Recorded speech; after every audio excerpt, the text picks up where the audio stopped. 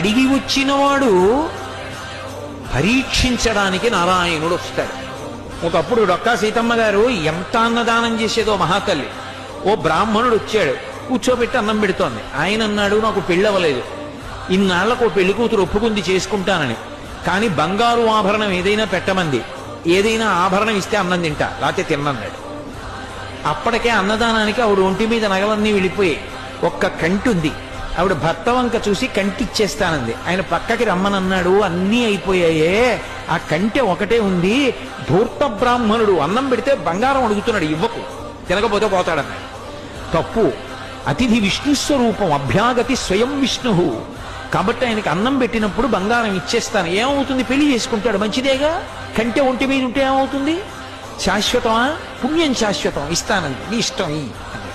కంటె తీసి ఇచ్చింది. ఆ కంటె తీసుకెళ్లి అరిటాక్ కింద పెట్టి ఆయన అన్నం తినేశాడు సంతోషంగా. ఉత్తరాపోసనం పట్టాడు, చేయగడుక్కోవడానికి బయటికి వెళ్ళాడు. ఊరంతా కలిపి ఎంత ఉంటుంది ఆ గన్నవరం. కాబట్టి ఆ బంగారు కంటె కనపడింది ఆకెత్తుతుంటే సీతమ్మ గారికి. అయ్యో వెర్రి బ్రాహ్మడు కంటె మరిచిపోయాడని పరిగెత్తుకెళ్ళారు పిలుద్దామని. కనపడలేదు. భర్తని పిలిచి వెతకమన్నారు, ఎక్కడా కనపడలేదు. అయ్య బ్రాహ్మణుడు ఇంత కంటె అడిగాడు, వెళ్ళిపోయాడని పడుకుని నిద్రపోయారు. ఆవిడికి కలలో శ్రీ మహావిష్ణువు కనపడ్డారు. సీతమ్మ, ఇంతమందికి అన్నం పెడుతున్నావే, ఒక్కసారి నీ చేతి అన్నం తినాలనిపించి. అడిగి వచ్చినవాడు పరీక్షించడానికి నారాయణుడు వస్తాడు. ఒకప్పుడు డొక్కా సీతమ్మ గారు ఎంత అన్నదానం చేసేదో మహాతల్లి. ఓ బ్రాహ్మణుడు వచ్చాడు, కూర్చోబెట్టి అన్నం పెడుతోంది. ఆయన అన్నాడు, నాకు పెళ్ళవలేదు, ఇన్నాళ్లకు ఓ పెళ్లి కూతురు ఒప్పుకుంది చేసుకుంటానని, కానీ బంగారు ఆభరణం ఏదైనా పెట్టమంది, ఏదైనా ఆభరణం ఇస్తే అన్నం తింటా, లేకపోతే తిన్నన్నాడు.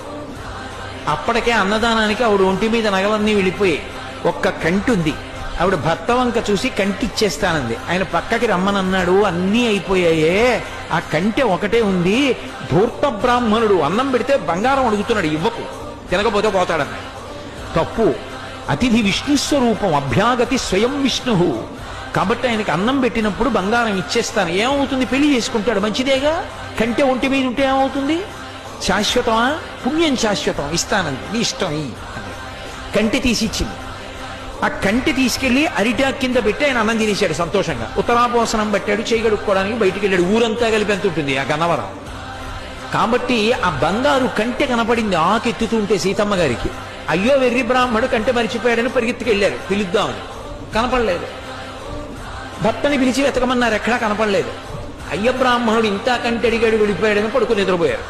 ఆవిడికి కలలో శ్రీ మహావిష్ణువు కనపడ్డారు. సీతమ్మ, ఇంతమందికి అన్నం పెడుతున్నావే, ఒక్కసారి నీ చేతి అన్నం తినాలనిపించి.